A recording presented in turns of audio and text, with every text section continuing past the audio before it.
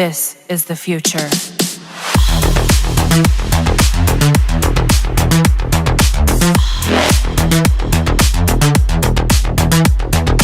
Evolution.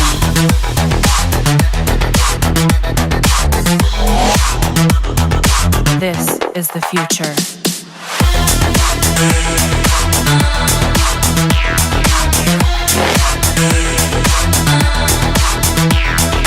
Evolution.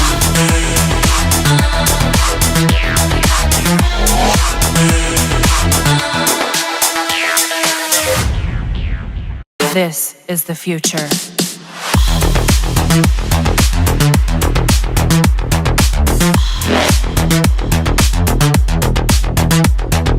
Evolution.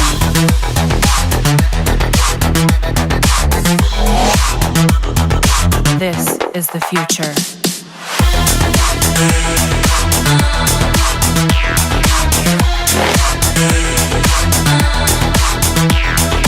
Evolution.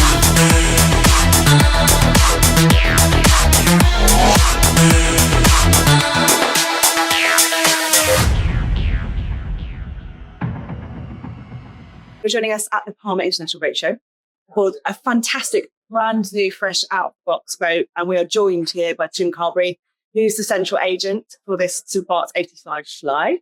Welcome, Tim. Thank you. Thank you for having us aboard today. Pleasure. What a wonderful vessel.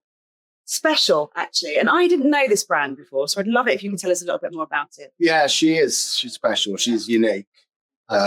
It's a 85-foot aluminium Dutch-built yacht that is the second of the yachts out of the Shipyard. She's completely different to anything else in their class. I mean, we're surrounded by a lot of boats here that are similar in size, length, gross tonnage, but you'll find very, very little on the market compared to her. So I think that's unique in itself. And custom. Yeah. And that's rare for a boat this size, of course. Absolutely, yeah. So there's a smaller sister ship, which is the 75, and then this is the 85 Fly.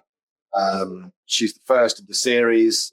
They could build another one identical, or it could be semi-customized, or you could turn up to the yard and do a full custom or a variation of the 85. They're completely open to anything. And there's some pretty amazing features on this boat. Ones that you literally wouldn't expect in the class. And I know we were speaking earlier on, the fashion for these sort of voluminous, smaller yachts, and they come with their benefits, but they don't always come with what we've got here. We look out in front there, forward, a jacuzzi, plunge pool, gorgeous. Yeah, tell us about some of the other features we can find. So a little background into I think the owners, what they do helps. They've got a world-class spa and wellness hotel just outside of Amsterdam. So they are into design, into innovation. So they've got experience in this sort of thing, and they've implemented that into the boat. So we've obviously got the jacuzzi on the foredeck. We've got a fully customized or custom-built bathing platform which extends off the beach club. So that can either be lowered into the water, 60 centimeters below, so you can have deck chairs on the back of the boat, 0 feet in the water, or, as has been suggested, they could be raised to be well above the waterline, and you can maybe have a DJ booth on there, and you can have a party. So that's a great feature. And Standout at 85 feet. Unbelievable. Yeah. I mean, you see it here on the dock. Obviously, most boats have a pretty from-the-mill passerelle. We've got this full extending platform, which is, it's complete standout. It's eye-catching, and it's just so practical. And tell us a little bit more about the yard. Like you said, this is the second vessel that they've released. Yeah. Tell us about them and who they are. So I don't know the brand. I'm sure lots of our listeners are. Okay, so the shipyard's owned by a Dutch couple. The yard itself is in Enkhuizen, which is about 25 miles northeast of Amsterdam. They've got great access to the water. The shipyard is there, and it was just all of a dream. The owner of the yard has a small plastic bed ship, and he always dreamt of building a boat. So woke up one morning, he said, I'm going to do it. So we built 75 Fly, which was a great success, although it was more aimed towards what they wanted personally. Right. Okay. So they built the boat they wanted. Exactly. Couldn't be any better way to create design. They decided this is what we want. We're not necessarily thinking about resale. We're not thinking about the mass market. We want to build what we want at the yacht. And yeah, it was a great success. It's eye-catching. It's beautifully, beautifully constructed. It's classic sort of Dutch craftsmanship. Yeah, the detailing that I can see from sitting here even. There's beautiful stitching, you know, and the upholstery is really plush. And the carpets, everything's got that absolutely Dutch feel. Yeah, sure. Curved carpentry everywhere. So you don't get that feeling that you sometimes get on new boats where it's a bit sort of boxy or, you know, IKEA-ish. I was going to say, there's a lot of curve in here. Everything, there's no rough edges. It's smooth, curved, lots of texture. Yeah. Like a much bigger yacht, the kind of detail that you find on something. Yeah, 40 metres, 50 metres. Correct. And nothing's been done on this boat because it's easy. Mm-hmm. Everything's been done because this is how they believe it should be done and this is how they want it doing. And they don't care if it's harder. That's what they want. They have a level of expectation in their products, whether it's the yachts or whether it's the hotel. And luckily for me as a broker, the price doesn't necessarily for me reflect the quality of the boat, which is very reasonably priced. Well, I think is that why you think there's so much of a fashion now for these smaller, but really high-end super yachts? Because you get so much more value for money as a buyer. You must walk a boat like this and, you know, if you've got 12 million in your pocket, you're not going to need to spend it. No, exactly. And we see some of the other yards in Northern Europe, I think, starting to investigate and explore this sector of the market because it's wonderful if you have 60, 70, 80, 90 metre boat, but obviously that comes with high running costs, headache, crew, turnover. Whereas, this boat offers you essentially anything that the yacht of any size does, just on a smaller scale, and you've got 3 crew if you want 3 crew for this boat. But you've also got the luxury and the quality that any other yacht offers. So I think it's a great sector of the market. Yeah, and a growing one. I think it's really fascinating. So your brokerage career now, almost 8 years or 8 years plus, but you've got a huge background in sailing. Tell us a little bit about how you got into this industry and the background. Yeah, it's a long story, but it's got an interesting story.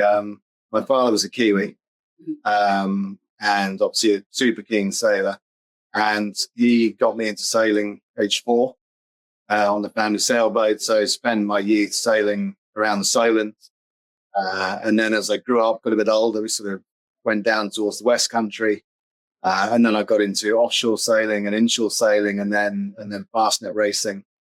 That's a hell of a race, isn't it? Yeah, it is. Yeah, it is. I did my first one when I was 15. Wow. Yeah. Wow. Yeah. That's a scary business. Yeah, I mean, we were pretty fortunate. It wasn't a horrible race. It wasn't sort of a 79 or anything horrible like that. But yeah, it's a great race. It's a 15. race. That's impressive. 15, yeah. And then we had connections to the Whitbread. With some friends who were on NZI Enterprise, and they became great family friends and then mentors to me. And they actually suggested to me that I should get into yachting. So I started doing deliveries, sort of race boat deliveries, call quake, that sort of stuff. And then they sort of started telling me about this crazy world down in the Mediterranean, which is the super yacht world and big sailboats and big opportunities. And a huge difference in the vessels now from then and now, right? I mean, everything's so massive in comparison. Yeah, absolutely. I mean, 85 feet used to be, well, it was a maxi, is a maxi. That was a big, big sailboat. Now it's considered relatively small. So the scales have obviously gone up enormously just in the short space of time that I've been involved. And yeah, the diversity now is incredible. And you didn't come straight into brokerage. No. You've done lots of other things, which I find fascinating. There always comes a point where in anyone's career where they found their kind of true calling, but it takes most of us a while to get there. Tell us a little bit about your trajectory. Yeah, mine's a bit of an unusual way. And I think most people go into yachting as crew and then work their way up through. And then as they get older, maybe they sort of come ashore and go into yacht management or brokerage. But I actually got into yacht management before I got properly into the professional side of yachting. So I worked for a corporate service provider in the Isle of Man. Right. And they've got a boutique yacht management division that they were setting up. And they asked me to assist with that because they knew that I had knowledge in the industry and a bit of background. So I started in yacht management in the Isle of Man, and then I moved down to the south of France on boats, and I moved down to Palma on boats. And then I got into brokerage that way. That's interesting. I was giving you kind of an edge as well, knowing really how the operations run on board gives you so much more of a sense of what and who is going to be comfortable on a yacht, how it actually works when people buy a vessel rather than selling the dream, but also selling the dream with a practical knowledge. Yeah. Operational knowledge is kind of must be quite amazing for clients. It's great because, what I was doing in the yacht management world wasn't so much technical yacht management, it was more day-to-day yacht management and supporting owners more than the crew and the technical side. So I got a real feel of what owners want, what they like, what they don't like, what are the things that really make their ownership experience enjoyable, and what also makes their ownership experience really unbearable in some cases. So, I think that helps me in the brokerage world now, in that I can identify what people want that they don't want. As you're a sailor, first of all, and we're in Palma, obviously the sort of home of the sailing yacht in the Mediterranean. Tell us about your favourite boats and what lights you up when it comes to sailing yachts. Because we all know there's kind of two crowds. There's the motor yacht people and the sailing yacht people. Yeah. We can know about both of them. Yeah. But if you really loved them, if you could choose your own boat, money no object, what would you be buying? It's a good question. Wow. What would I be buying? That's what day you ask me. Some days I think I would love, a state-of-the-art Baltic or something like that. But then other days I see some beautiful, beautiful classic sailboats down here. Yeah. And they're more limited in volume. They might not have performance, but I love the aesthetics, the beauty. They're majestic, aren't they? I just love them. Sail out. Yeah, and I could just stand and look at them for hours on end. I could never get bored of it. So I think, if I was choosing a boat to sail around the world, I'd probably choose a classic. Classic circumnavigation. Yeah. Yeah, pretty amazing. What kind of size range are you looking at? I probably wouldn't go that big. I probably wouldn't go much bigger than about 35 meters, in truth.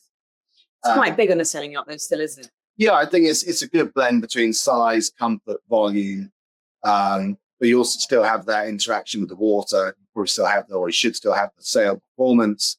Whereas if you go bigger, up through the size range, you start getting into captive winches. And for me, that's not what I'm all about. I enjoy trimming a sail, for example. I enjoy trimming a sail on a winch, maybe with a button, but still around the drum. Yeah. And I like to ease it off the drum. So, I wouldn't want to go too much bigger. I understand completely why people do. But me, I think that 35-ish meters would be the perfect height. Yes. And are you still racing? You still get to go out on the water and participate? We've got so many amazing regattas here, obviously everywhere. A bit of a global industry. But, what are you sailing this summer?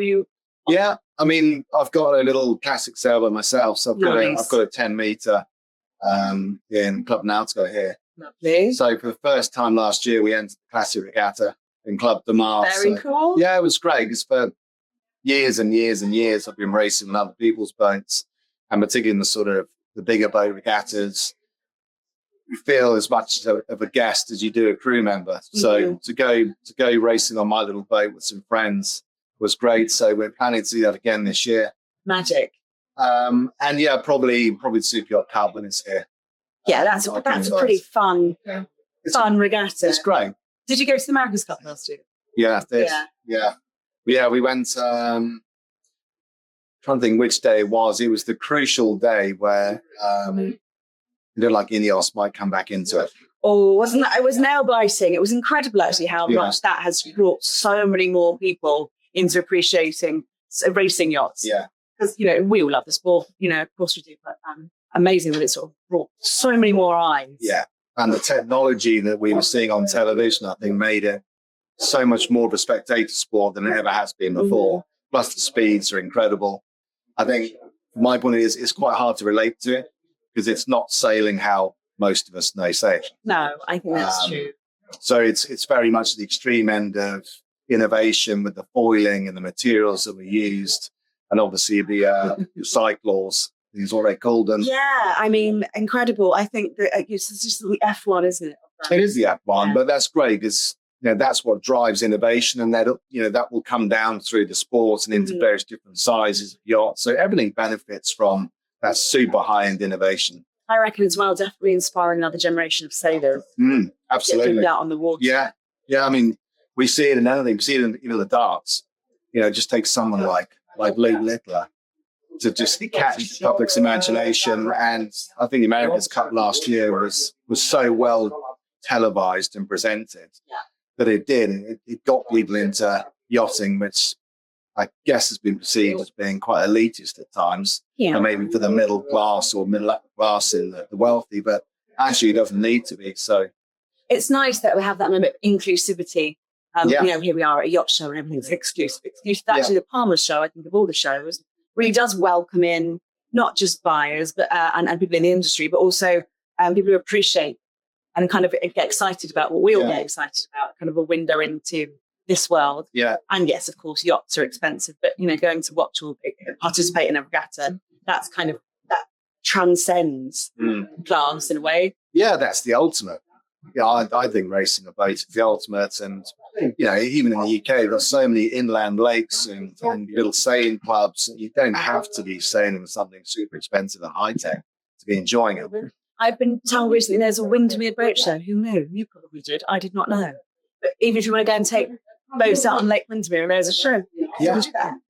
Exactly. I didn't know there was a Windermere show. There is. Well, I'm not told today, and I hope that's the truth. I'm sure it is. It would make perfect sense. It's a great piece of water. Yeah, absolutely. I'm in love with this boat. I think it's fantastic. What an amazing quality, and for the size of the yacht features of Standout. Tell us again what we're getting for this ST-BARTH 85 flight, the Standout features. The Standout features of the boat are immediately apparent as soon as you step off the dock onto the boat, which is the platform. The platform gives so much versatility, so much space on that main deck going aft and that beach club area. So that is visually, but also I think physically, one of the biggest features of the boat. Then obviously come from the beach club area, main deck, go down into the main saloon, which is straight into the master cabin. So that essentially gives the master cabin its own deck. Mm-hmm. So I think that's an incredible feature. And where it's low down in the boat, you don't have the side decks either. So you've got full beam width of the saloon and the masters, and that's an incredible feature. And then obviously as you come up into the boat, you've got a really sort of sociable galley up here on the bridge deck saloon. So that's a feature that I think will appeal to families. Yeah, absolutely. A real sociable boat, a really friendly boat. It's really open plan. Yeah, it is. It's definitely, something that you feel the boat's there to be enjoyed. Mm-hmm. It doesn't feel formal. So I think that's a great feature of the boat. And then obviously as we go up onto the flybridge, that's great. And having brought the boat round from Alcudia down to Palma last week, you can feel, even at 25 knots, the windscreen on the flybridge is perfect. You're sat there, the wind's deflecting perfectly over you. So that's a great feature. And then obviously the jacuzzi on the foredeck is a fabulous feature. Really fabulous. And actually, we didn't mention that this boat moves. You said 25 knots. 28 knots she'll do. I mean, that's fast. Yeah, 28 knots she'll do. And then she can cruise economically at 14 knots, where she'll be burning around 140 litres an hour. So it's a sensible boat. And then obviously compared to the sister ship, we've got the crew cabin for 3, which is another one feature. People may want to use it, people may not want to use it, but if you don't want to use it as a crew cabin, then it's a brilliant fifth cabin. Children. So there's a lot of features on the boat. I probably missed a lot of them as well, but it keeps coming at you, this boat.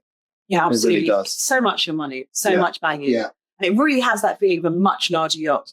40 meter perhaps. Absolutely. You've got that much space to play with. And the features that you said, the jacuzzi is just fabulous. Yeah. You don't expect that on a boat this size, 85 feet. So I think you're not going to be hanging on this boat very long. Central agent, let's just hope not for very long. Let's hope not for very long, and then we can get the next one built. Absolutely. It's been an absolute pleasure. Thank you for having us on board today. And we'll see you, I'm sure. Keep in touch with us and let us know how this one goes. I will, promise. Thanks. All right.